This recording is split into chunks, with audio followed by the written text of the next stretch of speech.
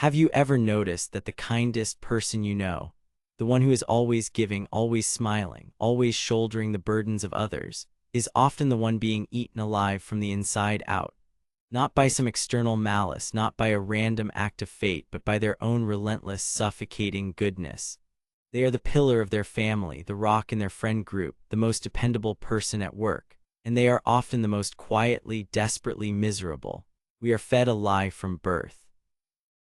A simple, comforting, and catastrophically wrong lie: be good and good things will happen to you. Be kind, be selfless, be righteous, and the universe will reward you with peace, happiness, and protection from harm. And yet you look at your own life, you look at the world, and you see the exact opposite.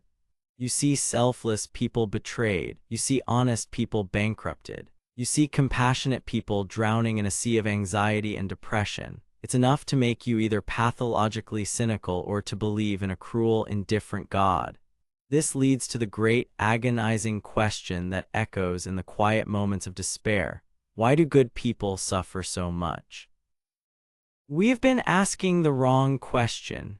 We've been looking at suffering as a punishment, as a cosmic error, a glitch in the moral matrix of the universe. But what if it's not?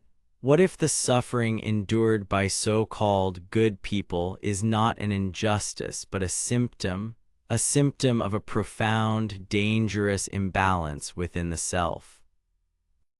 Today, we are not going to offer you platitudes or spiritual bypasses. We are going to descend into the engine room of the human psyche, guided by one of the most brilliant and uncompromising explorers of the soul, Carl Jung. We will dismantle the very concept of goodness and expose it for what it often is: a gilded cage. We will answer the question, why do good people suffer so much? Carl Jung, not with comfort, but with a brutal and liberating truth. The truth is that suffering is not the price of your goodness. It is the consequence of your incompleteness. It is the soul's violent rebellion against a life half-lived. And understanding this is the first step, not to ending suffering, but to transmuting it into an unshakable, authentic power. So, if you are ready to stop being a good victim and start becoming a whole and formidable human being, then listen closely. The journey begins now. Principle 1: the crushing tyranny of the persona. The first reason good people suffer is because, in many cases, they are not actually people at all. They are a performance. They are a mask. In Jungian terms, this mask is called the persona. The persona is the face you show the world. It's the collection of traits, behaviors, and attitudes you adopt to be seen as acceptable, likable, and functional in society. It's your role as the dutiful son, the caring mother, the competent employee, the reliable friend. There is nothing inherently wrong with having a persona. You need it to navigate social reality. The danger and the root of immense suffering begins when you mistake the mask for your actual face. The good person is often someone who has overinvested in their persona. Their identity has become completely fused with this idealized, socially approved mask. They are the nice guy. They are the selfless woman. There is no room for anything else. They have poured every ounce of their psychic energy into maintaining this facade because the approval it generates has become their primary source of self-worth. But the psyche demands wholeness. It cannot survive on a diet of one-sided goodness. So what happens when you spend your life performing a single role? The rest of you, the unexpressed, unacknowledged, and inconvenient parts of your total personality, begins to atrophy and revolt. This is the source of the suffering. It's the scream of your suffocated self. Consider the story of a man we'll call Arthur. Arthur was the textbook good man. He ran a small, ethical accounting firm. He was a deacon at his church, a devoted husband, a father who never missed a baseball game. He was patient, soft-spoken, and everyone in his town knew you could count on Arthur. He was, by all external measures, a paragon of goodness. Internally, Arthur was in hell. He suffered from debilitating tension headaches and a constant, low-grade anxiety that felt like a swarm of bees in his chest. He felt a profound sense of emptiness, a gray, flavorless quality to his existence that he couldn't explain. He was doing everything right. Why did it feel so wrong? His suffering was the direct result of the tyranny of his persona. The good Arthur mask was so tight it was strangling him. What the mask couldn't accommodate was the part of Arthur that was ruthlessly ambitious, the part that secretly resented the demanding clients he was always so patient with. It couldn't accommodate his buried frustration with his wife's passive aggressiveness, which he always met with gentle understanding.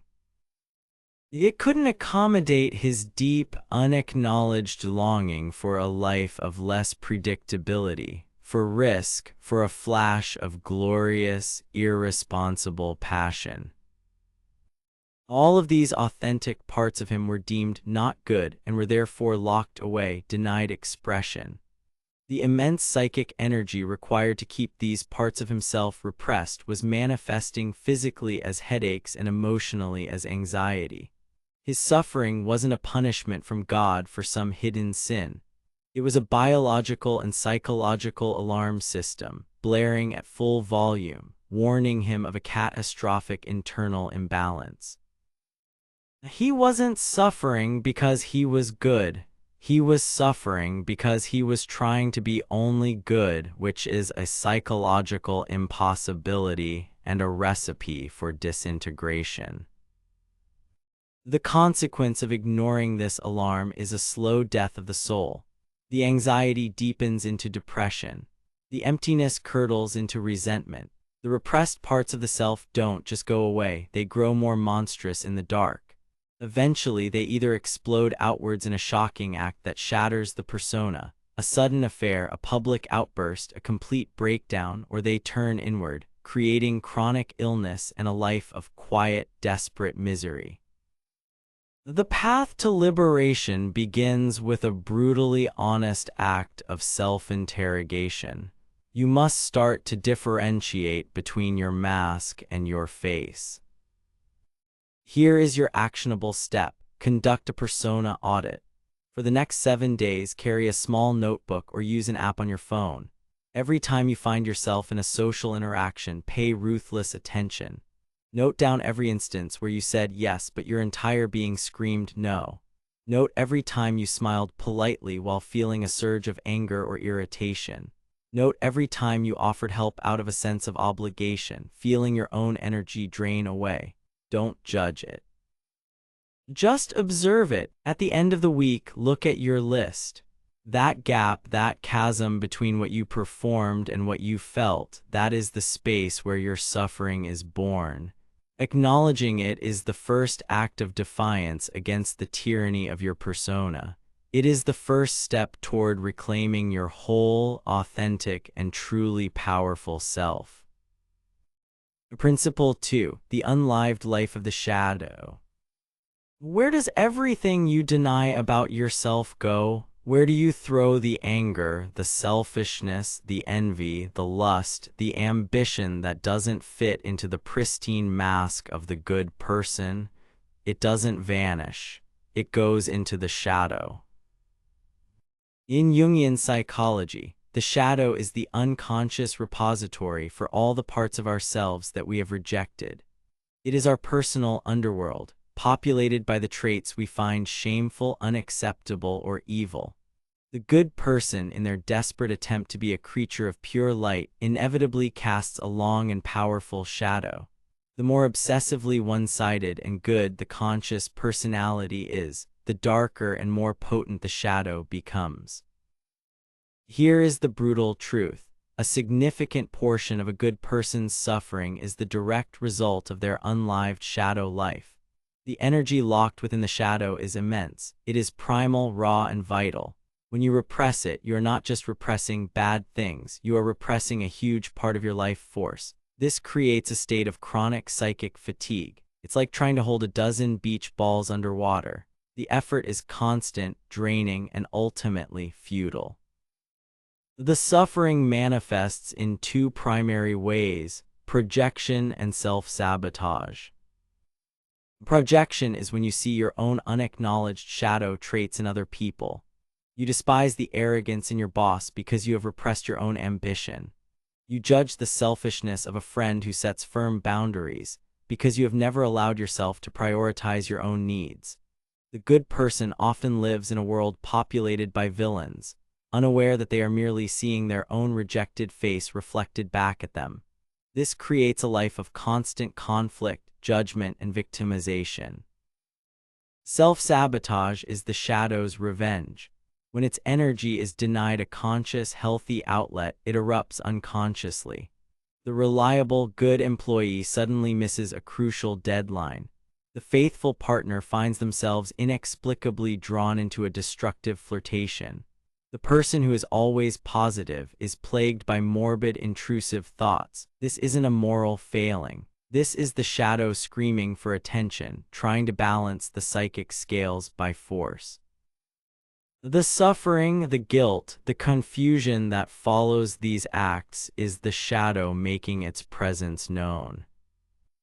Let's imagine a woman named Clara. Clara is the quintessential peacemaker. In her family, at work, with her friends, her role is to smooth things over. She abhors conflict. She is endlessly accommodating, patient, and forgiving.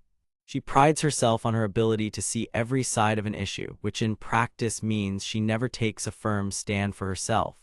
She believes anger is a destructive, ugly emotion, and she has not consciously felt it in years. Yet Clara suffers. She is in a constant state of financial precarity despite being hardworking. Opportunities seem to slip through her fingers. She lends money she can't afford to lose, and it's never paid back. She takes on extra work for no extra pay because she doesn't want to make waves. Her life is a testament to being taken advantage of. She sees herself as a good person in a world of users and takers.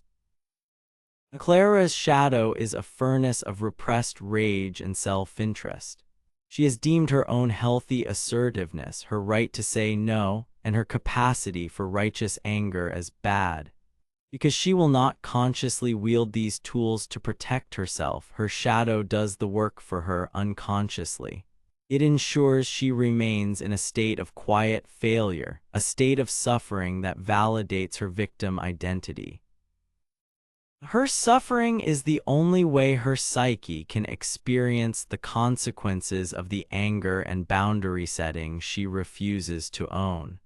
The external world is simply cooperating with her internal, unconscious directive to fail, because failure is the only safe way for her to experience the power she has disowned. To ignore the shadow is to sentence yourself to a life of fighting phantoms. You will forever be battling the injustice of the world, never realizing you are wrestling with your own reflection. The suffering will deepen, the resentment will fester, and you will become a brittle, hollow shell of a human being, haunted by a vitality you refuse to claim. The path out of this hell is to turn and face what you have disowned. This is the legendary shadow work. It is the most terrifying and most liberating work a human can do. Your actionable step is to begin a shadow dialogue. Find a time when you can be completely alone and undisturbed. In a journal, write a letter to your shadow. Acknowledge its existence. Ask it questions. What part of me have I been ignoring? What are you angry about? What do you want that I have been too afraid to pursue? Then switch your pen to your non-dominant hand, a trick to bypass the conscious ego and let the shadow answer. Don't filter, don't judge. Let the raw, inconvenient, ugly truth flow onto the page. You might be shocked by the rage, the ambition, the raw desire that emerges. This is not about acting on these impulses. It is about integrating them. It is about acknowledging that this too is you. By bringing the shadow into the light of consciousness, you reclaim its energy. The anger becomes assertiveness. The selfishness becomes self-care. The ambition becomes drive. You stop being a good victim and start becoming a whole, formidable individual. The suffering does not vanish, it is transformed into fuel. Principle 3. The agonizing call to individuation.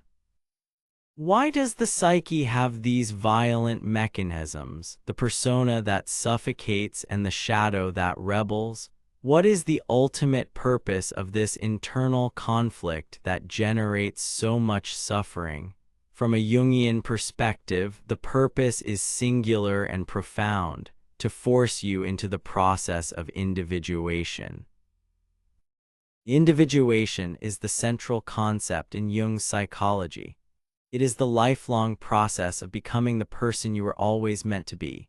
It is the journey from being a mere product of your collective conditioning, a puppet of your family's expectations and society's norms, to becoming a whole, unique, and fully realized individual. It is the process of integrating all the disparate parts of yourself, conscious and unconscious, light and shadow, into a cohesive and functional whole. And here is the most crucial and brutal insight. Suffering is the primary catalyst for individuation. Comfort, ease, and seamless success do not compel growth. They encourage stagnation. Why would you ever question your persona if it was bringing you nothing but happiness? Why would you ever dare to venture into the darkness of your shadow if your life in the light was completely fulfilling? You wouldn't. You would remain a one-sided, undeveloped fragment, a well-functioning automaton. Therefore, suffering is not a cosmic mistake. It is a summons. It is a divine wake-up call delivered in the language of pain.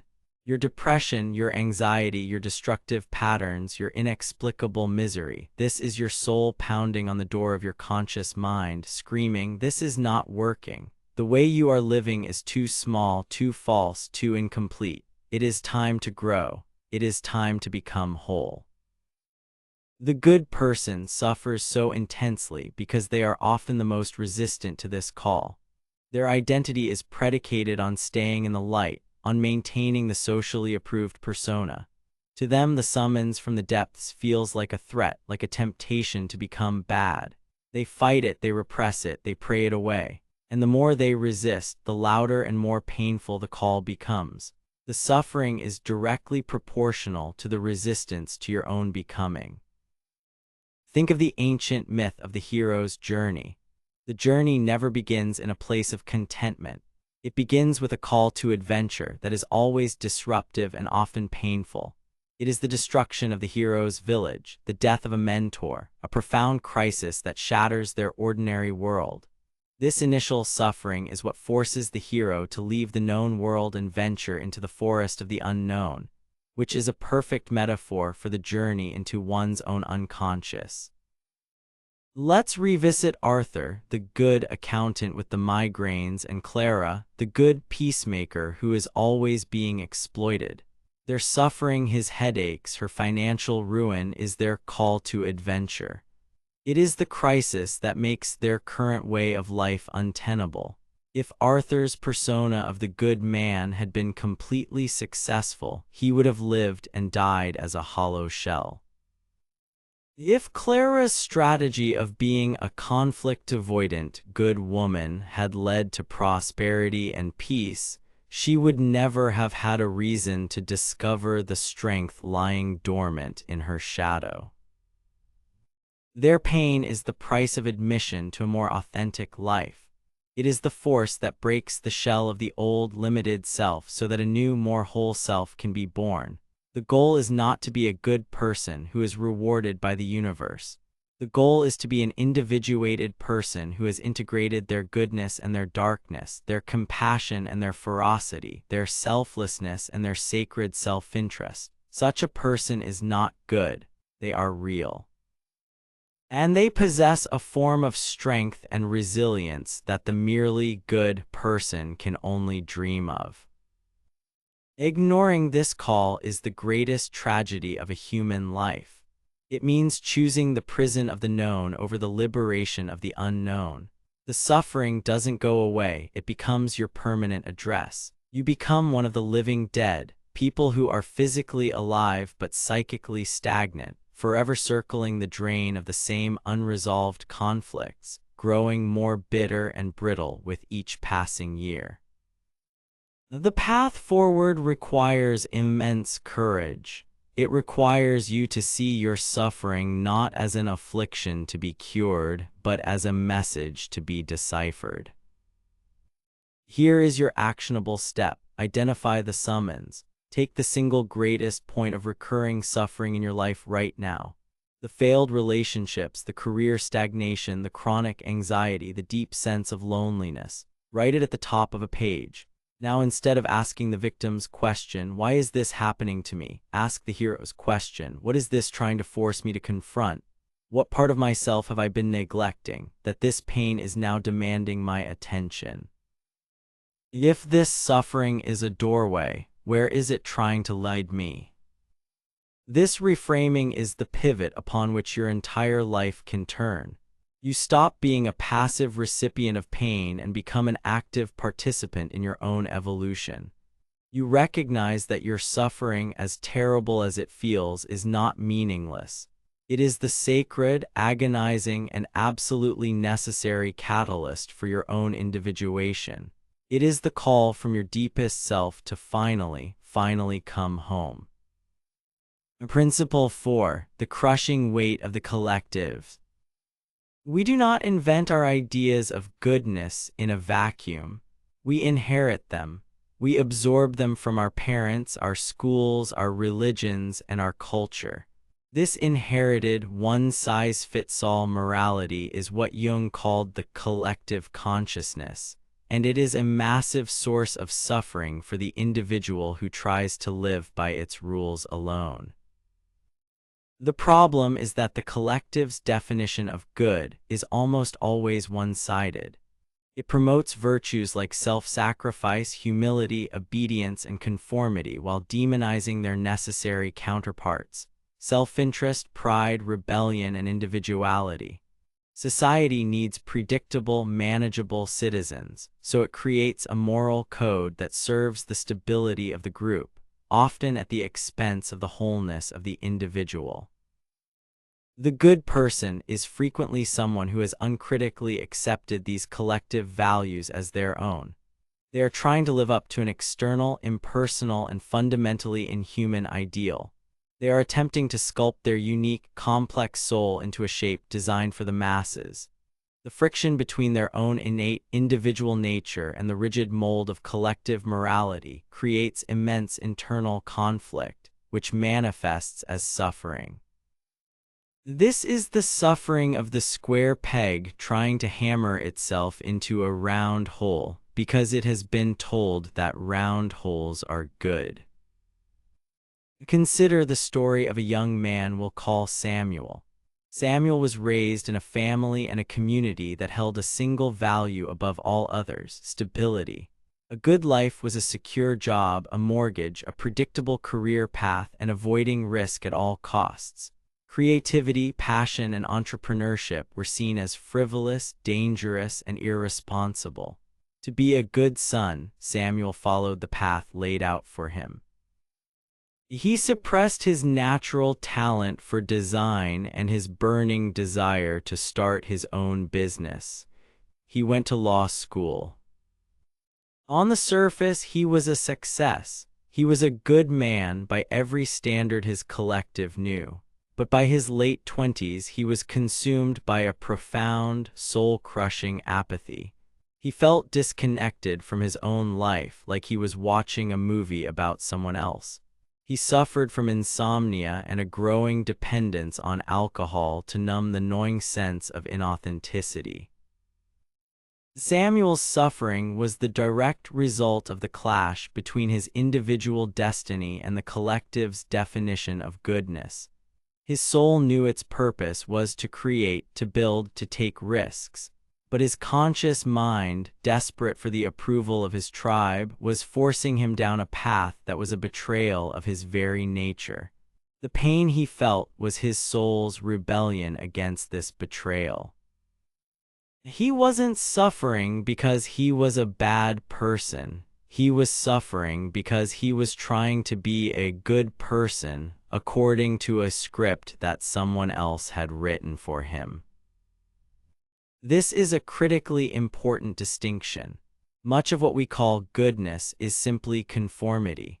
It is a fear of being cast out of the tribe. This fear is primal and powerful, but for the individual to truly be born, at some point they must be willing to disappoint the collective.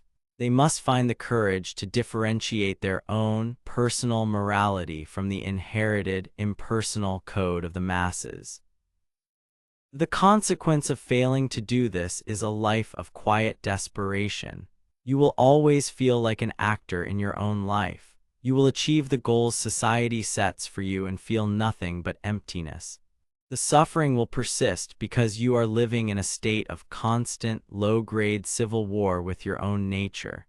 You are betraying yourself every single day in the name of a goodness that is not your own. The path to freedom is to become a conscious critic of the values you have unconsciously absorbed. You must place the demands of your own soul above the expectations of the crowd.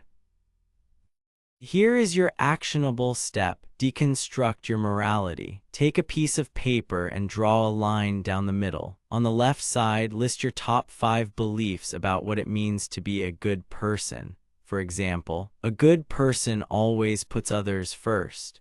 A good person is never angry. A good person follows a stable and secure path. Be brutally honest.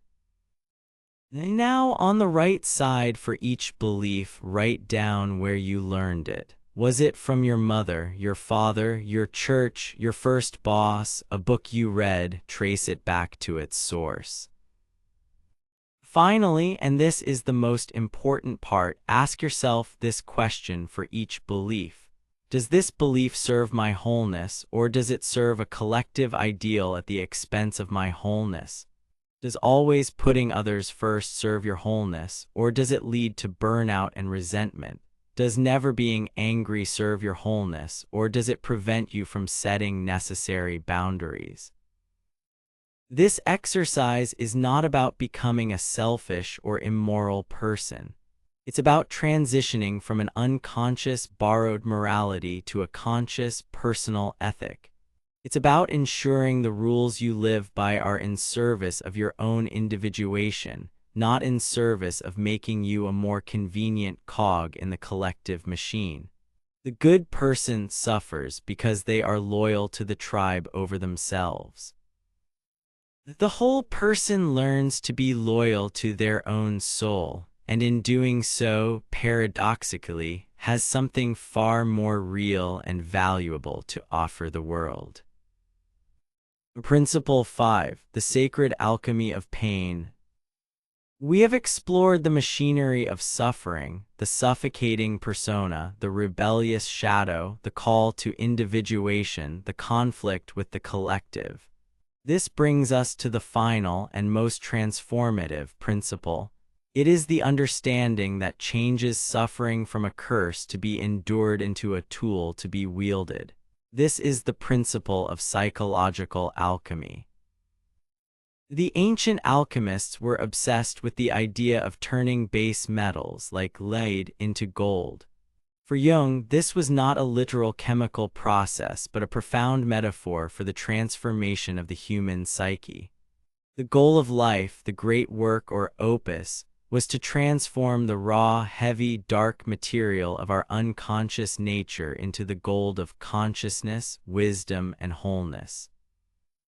And what is the starting material for this great work? What is the alchemical prima materia, the raw, chaotic, leaden stuff from which gold is made? It is suffering. Your pain, your neurosis, your despair, your darkness, this is not the waste product of your life. It is the raw material. The question, why do good people suffer so much, can be answered with this powerful alchemical reframe. They suffer so much because they have been handed the most potent, most volatile, and most promising raw material for their own transformation. The good person who has never truly suffered is like unrefined ore. They may be shiny on the surface, but they are brittle, untested, and lack depth. The person who has been through the furnace of profound suffering, who has had their persona shattered, who has been forced to confront their shadow, who has wrestled with their place in the world, has the chance to be forged into something far more valuable: gold. The suffering is the fire that burns away the inessential. It incinerates the superficial mask of the persona. It forces you down into the underworld of your psyche to reckon with the creatures in your shadow. It cracks you open, and as the poet Rumi said, the wound is the place where the light enters you. This is not a romanticization of pain. It is a brutally practical recognition of its function.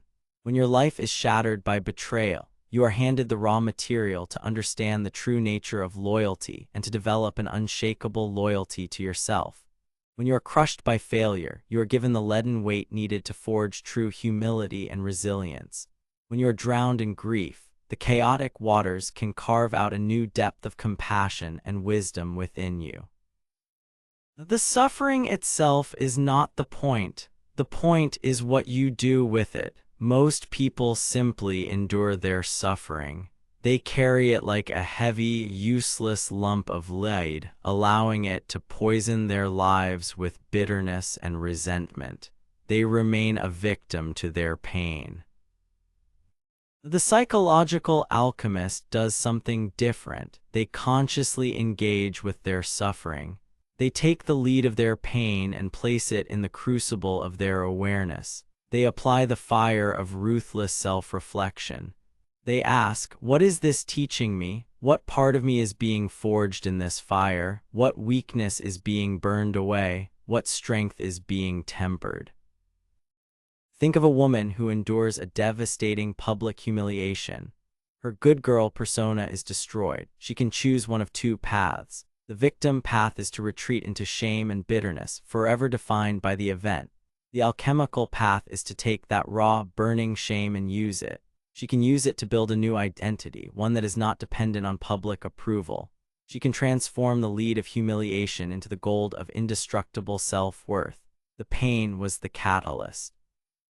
Without it, she would have remained a fragile good girl, forever vulnerable to the opinions of others. Because of it, she has the chance to become an unbreakable woman. This is the ultimate answer to why good people suffer. They are given the most difficult, most painful, and therefore most powerful alchemical tasks. Their suffering is not a sign of their failure, but a testament to their potential. Your final actionable step is the most important mindset shift you will ever make. It is to reframe suffering as fuel. The next time you are faced with a painful event, a difficult emotion, or a period of hardship, I want you to consciously stop yourself from asking the victim's question, "Why is this happening to me?" Instead, I want you to ask the alchemist's question, "What is this trying to build in me?" Or, "How can I use this as fuel?" See every hardship not as an attack from the universe, but as a delivery of raw material to your psychological forge. See the anger, the grief, the fear not as enemies to be vanquished, but as potent ingredients to be understood and integrated. This shift from passive endurance to active transmutation is the secret to turning a life of suffering into a life of profound meaning and power. Conclusion. We began with the agonizing question, why do good people suffer so much? Through the uncompromising lens of Carl Jung, we have arrived at a liberating and challenging truth. The question itself is built on a false premise. It assumes that goodness is a finished state, a static virtue that should be rewarded with peace. Jung shows us that this type of one-sided goodness is not a state of health, but a state of dangerous imbalance. It is a fragile mask, a persona that denies the vast, powerful, and necessary reality of our inner shadow. The suffering of the good person is not a cosmic injustice. It is a symptom. It is the cry of the unlived life. It is the friction generated by a persona that is too tight. It is the rebellion of a shadow that has been denied its voice. It is the painful, insistent call to the great work of individuation, the journey to becoming whole. It is the conflict between our authentic nature and the crushing weight of the collective's expectations. And most profoundly, it is the delivery of the prima materia, the raw, leaden material necessary for the sacred alchemy of the soul. The suffering is the very substance from which wisdom, resilience, and authentic strength are forged. So the answer is this: good people suffer so much because they are standing at the starting line of the most important journey a human being can take. Their pain is the signal that it is time to begin. It is time to stop trying to be good and to start the much more difficult and rewarding work of becoming real. Your journey forward is not about eliminating pain. It is about learning to use it.